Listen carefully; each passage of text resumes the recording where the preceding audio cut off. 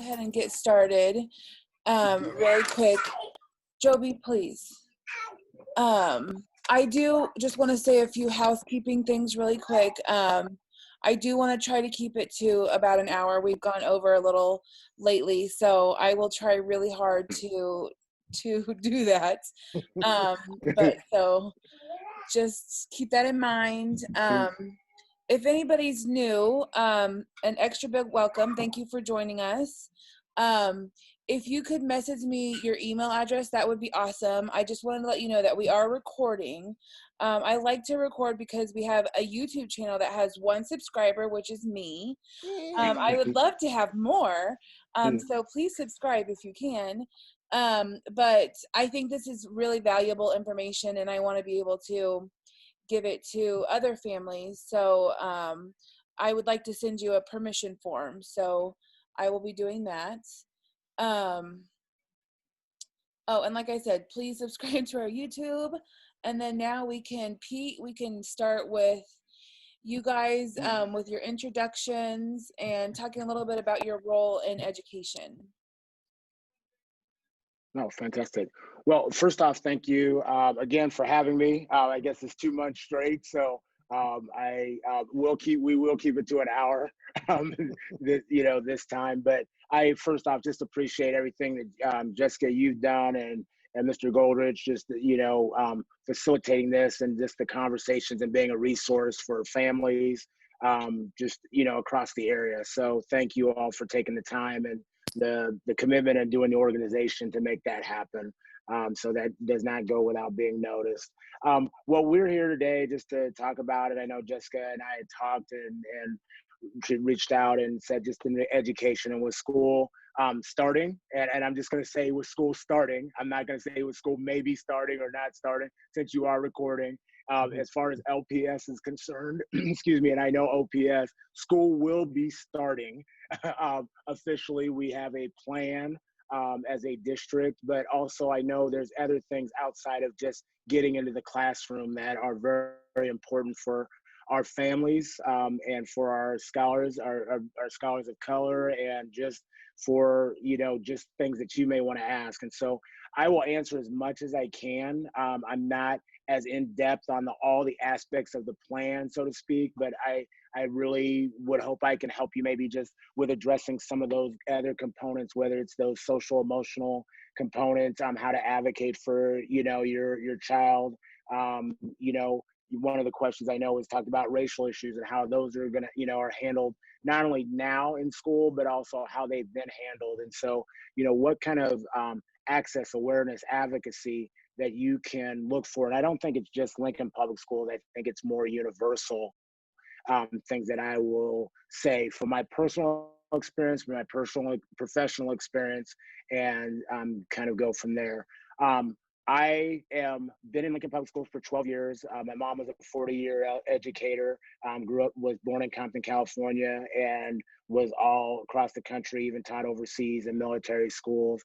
And so that is kind of my connection to education. My journey was, it was good, but if people ask, do you have a favorite teacher? Do you remember that? I just don't have that component. But what I build my conversations on is basically it's about relationships. And so Maya Angelou's quote, it's not about what you say, it's not about what somebody did, it's about how they made you feel. And I really do feel like for our scholars, and I'll just be honest, our Black and brown scholars, and for us, and even staff of color, it's about that feeling. And Mrs. Brittany will speak about that, but we'll speak about some of the challenges too that are faced, because that feeling has not always been great. And I have experienced some highs, but I've also experienced some lows as a scholar, as a educator, and also as a parent. I have a daughter who is now a freshman in college, or will be a sophomore in college, who's biracial and have been through that journey. So that being said, I'm going to turn it over to Brittany and let her introduce herself. Hello, my name is Brittany Hodges-Bolkovac. I'm an educator with Lincoln Public Schools. I was born and raised in Lincoln, Nebraska. I'm biracial, so I was raised in a single parent home with my mom, and at about 15 is when I really started having a relationship with my dad's family, and I would say coming into my identity that I see myself now. I do a lot of work with equity and just accountability, diversity, and whatnot, disproportionality in my own school that I work in, but I also do work in the community with various community organizations, and really just, I think I give a different perspective in regards to being someone who is living the life of a Black woman who was raised by a white mother. And I feel like that's something that a lot of biracial students find themselves struggling with, because it is a constant, I was raised by my mother in a single parent home. So everything that I learned up through the age of 15 was from her. Anything in regards to being a person of color, I navigated on my own. And that's something that she could not do for me. I had to do it for myself, because there are questions that she was not going to be able to provide me answers to. And she was very supportive for that. And I feel like sometimes that's a struggle for people to understand, that there are certain things that you're not going to be able to, as my mom couldn't, as a white female, provide to her child, but how could she support me in coming into my own and finding my own identity, to now I'm privileged to work at a title building where I see a lot of kids who are in the same situation like I was, came from very similar backgrounds to where I was at. And so I use my platform, and I use the lessons that I provide in my classroom, even if it's not curricular, to really just teach them how to just come into their own and take pride in how they're walking in their daily life. So that's a little bit about me. I should say my connection too, also, as Brittany said, is has a connection with you. I am adopted. Both my parents are Black, or were Black. They both have passed away. So as you talked about that foster care component, and the other pieces, I do have a similar, somewhat connection in that matter. So when I reference my parents, those are my parents, and I know many of your children reference you in the same form or fashion. So when people ask, whether they're my bio parents or not, those are my parents. So I forget to kind of mention that as well. So I know we welcome questions. I know Jessica forwarded me some that were submitted, but we would welcome you to feel free to ask any questions. We have a list of some. We wanted to answer the questions that you want answered, that you've come on this for. So please don't hesitate to either just raise your hand or pipe in, and we can go that route. But one of the first questions is, what is our biggest concern for scholars and families of color going into the 2021 school year? And it's, if you may ask, like, what is our biggest concern? I'll kind of take a quick stab. For me, maybe the biggest concern is just, to be perfectly honest, we've been out of school since March, depending on where you're at, March 12th, 9th, give or take that second week of March. And we have had scholars that there has been a lot going on. Now, people say there's a lot new going on, pandemic, some of the other things, and it's our current issues, but these have been long-standing things that have been going on.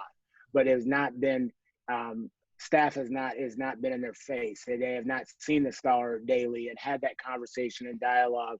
And so it's almost like not only at one, summer vacation, it's two extended vacations, and we have staff that are processing or maybe not processing through things, and then you're going to have scholars and families coming into the building. And so, maybe for me, maybe one of my biggest concerns is our staff fully prepared to recognize and meet the needs of our young people, and especially our young people of color. Are they ready to go into depth about having conversations about race?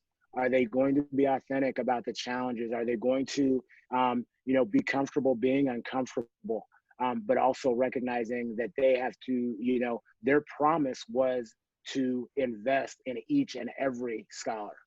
And regardless of political affiliation, regardless of how they feel about Black Lives Matters, regardless of how they feel about, protests or, riots, their responsibility is to fulfill that promise of equity. And so I know everybody's ready to embrace that challenge, but I say we can't be so excited to just have the first day high fives and smiles and greetings and not be prepared. We're taking the temperature on the outside, but are we prepared to take the temperature on the inside of our scholars and our families as they come into our buildings? Brittany. For me being an educator, one of my biggest concerns is just we have a lot of students that have been lacking that emotional support, right? So they came to school, and even if it was their favorite teacher they saw third or fourth period, that was something they looked forward to. So being thrown into a situation where you're there on Friday, you're not back on Monday, and now we're 6 months later, is going to be really a struggle, I feel like, for some of those students, just because, while school life has changed, for their home life, it might not have changed as much. And so a lot of these students were getting that nurturing, they were getting that extra care that they needed at school, being that their parents might have worked 2 or 3 jobs. Maybe they were responsible for taking care of siblings now that things like daycares were closed. And I think just um, another big part that I've mentioned with my colleagues is a lot of stuff has transpired from March until now when it comes to race relations, and I feel like they are at a all-time high in the public eye. But for me, I've taken note of a lot of things. For a person of color, they've probably taken note of a lot of things, but now it's being thrust into public eye where all of America is seen, and just understanding that the baggage that the kids had in March is now going to come back and possibly be 10 times more because they've witnessed things, they've seen things. These might have been students who were at the protests. These might be students who now, they're not in school for 7 hours a day, so maybe they are watching the news. They're seeing things going around in the country, be it, positive or negative. And I feel like that is something as a staff we're going to have to be aware of, because these are things that the kids are now coming into the building, and it's going to be that additional baggage that we already were struggling with some students or some types of students, and now we have to take other things into account that we might not even have control over, and just maybe their reception. So I work at a school where up until last year I was the only staff of color out of 45 staff in a title school that serves 60 to 65% students of color, and so I'm seeing things in my own home, but I'm seeing it in a different way than other educators in my building are seeing it.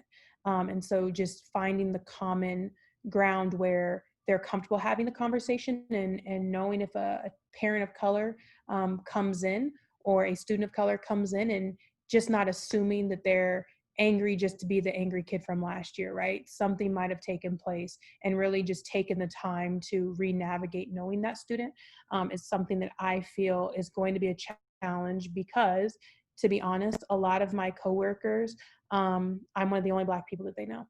I have a coworker who, I was more than happy to assist them with something, but it's someone who I had very little conversation with over the last 5 years. And they were doing a research project for school where they had to speak to a teacher of color. And I was the only teacher of color that they knew and they were comfortable with talking to about race relations. And so just putting that's on a small scale, but when I think about that in a greater scale, that I'm one teacher of color at a school of 45 white peers in a title building. We have several of those in my district, and the individual who worked with me is not by far like the the 1 in 100, right? So their story is going to be pretty common. And so I guess that the whole understanding that students and parents are going to be coming back with a whole new perspective, an added perspective, and just how our staff not of color going to be able to receive this in a way that they're not automatically offended, or they're able to have those conversations, and even if it's uncomfortable, but you're still finding a way to really hear out these students and families, and also hear out what they are needing, not what we feel that they want. I feel like that's a lot of times what we do as educators. It's, well, I want to give them this, I want to give them that, but in reality, we have not asked them what they need. And it might just be someone to listen to me for 5 minutes to vent about what happened over the summer. Let me get it out, and now we can move on. And so that's things that I think is going to be a challenge for educators and really parents and students of color this year. I think Brittany hit on something. One of the questions was, can you describe the diversity among staff in our district? And so, Brittany, can you talk a little bit about, you talked about you're the only staff of color in your building, and I can kind of give some numbers on, you know, what we have within LPS, but can you speak about that and, you know, those that are familiar with LPS, what you're seeing? Are there buildings that have 50 staff of color or not? Yeah, so what I find is, so a few years ago I wasn't the only staff of color. My first year there I was the only staff of color, and then I actually brought on a friend from out of state who was needing a job. She came in with me, but she was not being supported in the ways that she was looking for, right? So you can recruit a staff of color all day, but how are you going to keep that staff of color and want them to be there and be that face for their students? So I have a lot of colleagues, I'd say, for like after school programming who are staff of color, right? So if the students are enrolled in our after school care program, right, they'll see that. As far as staff of color, like at my daughter's school, there was not a single staff of color. I have never had a Black male teacher. And I went through the Lincoln Public School systems. It wasn't until my junior year that I had a Black female as a teacher for one period, out of 7 courses. I would say staff-wise, Pete can definitely run down the numbers, but it is very few and far between that you would see a building with, I'd say, 5, and that's going to be at a high school. As far as admin, we have 1 Black principal, we have 1 Black, maybe 2 Black assistant principals, maybe a handful of coordinators, but really it's very sprinkled out there, and it's something where it's not that there aren't qualified candidates, right? But you have to it has to be a good fit. So, I choose to work at title schools because I want to see kids that look like me, and I feel like I have a message that can resonate with them. I've worked at schools that were some of the most affluent schools. I've worked at a parochial school before, and it's not that I didn't feel I was doing service for these students. I definitely felt like things were resonating with them. However, I know for me at the school I work at, students receive me different, and I'm able to interact with those students different simply by they know my story. I'm not I don't keep it a secret. I'm very open with my students, and I tell them like, hey, I went to this school. Oh, you went to that school? Or I had this used to be my teacher. Oh, you're not that old, right? So they know that I'm hip enough, right? That I know what's going on. But they also, I feel like they can appreciate that they can't pull fast ones on me. And that's a connection that a lot of staff in my building want to have with students. But again, it's more than just saying that. You have to actually do the engagement. I live outside of my district, but I go grocery shopping in my district. So I see students all the time, whether I'm at Target, whether I'm at a Walmart. I go to sporting events, even if I'm not there for my child, just to see students in their element. And I can tell you, I've probably seen 1 or 2 other staff members ever that drive in to go grocery shopping like I do. So Pete can probably give you better numbers, but I would say it's very few and far between. And there's not going to be any one school that is high, I would say, on the scale of staff of color. And I think, so you were, LPS has 8,000 staff. I'm not going to get the exact numbers breakdown, but like what Brittany said, we have 8% of total staff of color, and that's roughly about 8%. Now that people oftentimes think that's teaching staff. That's not. That's 8% total. So, my position is I'm not certificated. So that means, I am a technician. I have some other administrative duties, but I'm not a certificated, like a classroom, a math, science, or English teacher. And so roughly we're looking at about 3 to 4% being generous on what our staff of color is that's certificated, that's like Brittany, that's in a classroom. Now, LPS has put forward efforts, and I will tell you, educators of color across the country are in demand, just across the country. And so I will say that definitely as a district, we've definitely put some efforts, but also like Brittany said, it is one of those things where when we have that conversation, we have a lot of individuals that are on islands in their building. It's one staff of color. There may be a para, or maybe a support staff, But so when you talk about that link and you talk about scholars, my daughter was similar to Brittany. She had one teacher of color her entire K through 12 academic career, and that was for a quarter in middle school. And so we oftentimes talk about the impact of what it is seeing a Brittany or seeing a John or seeing, Pete or whatever in the halls. And that was one of the questions asked is, what's the visibility? And, it's really tough. My parents always taught me, you'll get your diversity at home. I want to make sure. And so it's a little bit different mindset from what some other people, we want to put pictures of, we want to make sure, seeing the literature. They definitely wanted that. And you can do that. I think that's the thing, is the misnomer is people think you're taking something away if you're adding, stories about us. Okay. But no, we have been inventors. We've been scientists, and so I think the challenge that we have is, my parents said, you need to know how to write, you need to know how to read, and, you need to know how to talk. And so that is not going to be compromised by anything. And so we'll have places say, well, I wanted my kid to go here because, it's more diverse and I wanted them to have that experience. And I definitely understand that. And Brittany and I have had those conversations, but I was never going to have my daughter's development not grow if the school that was being diverse was not at a high level of educating her to be prepared to go out in a global economy. And I tell people this is the fact is, if people walk out and say, well, diversity, they went to school and it was so diverse. And so I think there's a lot of values and I think there's a lot of benefits, but also I don't get to put that on my resume. They want my GPA. They want classes I took. Was I able to do that? And so I know that's a tough part for many scholars and many families, especially as we speak to you all, as you say, well, where I want to make sure they get that opportunity. And that's tough.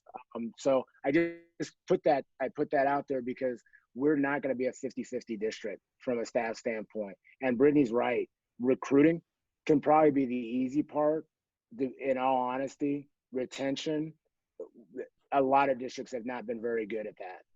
So another question, I guess Jessica said, if we get cut off, there's the new link. So if you want to cut and paste that, I know we've got about 7 minutes on the link that she shared.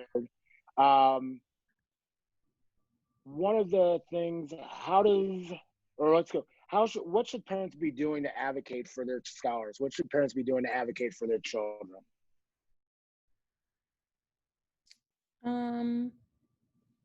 I feel like, the biggest thing is, our students have to learn on their own, right? So it's easy for me to know the right answer for my daughter. It's easy for me to know what the smart decision is going to be, but we have to allow our students to navigate on their own. Otherwise, we literally are going to be holding hands, enabling them. Now, I'm not saying like, let your kid make the world's worst decision and you just sit back like, you should have went with the left, right? But I think allowing your student to really have their own voice, and I would say like an appropriate voice as far as, know their age level if they want to do something, and just really letting them figure it out, because I see too much in my building where educators were holding the student's hand. And as a parent, I deal with lots of parents on a daily basis, and they're providing for the kid to a level where the student is unable to really think for themselves, right? So if I'm sitting in a meeting and we ask the student something and the student looks at their parent, they're not looking at their parent for confirmation. They're looking to see if their parent is going to give them the answer. And I think that's something that you can do for your student, your scholar, is to let them have a voice of their own, let them make the decisions, because once they're 18 or 19 and out of the house, if they're not equipped with the right tools from their education, then it's really going to be a struggle for them. And like I said, don't let them make like terrible life altering decisions. But when it comes to education, allow them to have some type of control over that path, because, you can force a kid to do something and they're not going to retain anything of it. you can support them in doing something. And if it's something they truly enjoy, then that's going to be something that's going to help harvest, their thought process. So. Thank you. One of the other questions was, as a parent of a scholar of color, what should you expect? For me, I would say you should expect that your scholar is going to be advocated for, that your scholar is going to be acknowledged, and to be perfectly honest, that your scholar is going to be valued. And I don't think you should accept anything less. And if that's not happening, if that's not going on, you need to address it. And I think sometimes we sit back and we wait and say, oh, it'll get better, it'll take care of itself, and this, that, and the other, and it doesn't. I think Brittany talked about that, social emotional piece, like that wears on a young person. And sometimes our young people may not necessarily be prepared to have the skill set. We talk about it, speak up, make sure you advocate, make sure that you have a presence, make sure that you're known. But that's something, when you're the only one, or when you're one of a few, it can really wear on you, and you've been speaking up, and when you don't feel that you're being heard.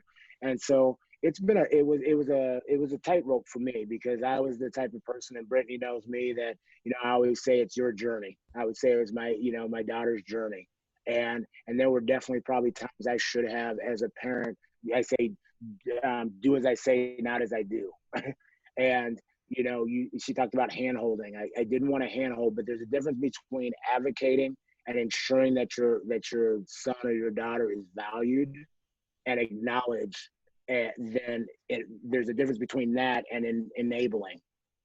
And so when you empower, and they're truly entitled to certain things, and they're not receiving the best of the education that they can get, you need to have a voice.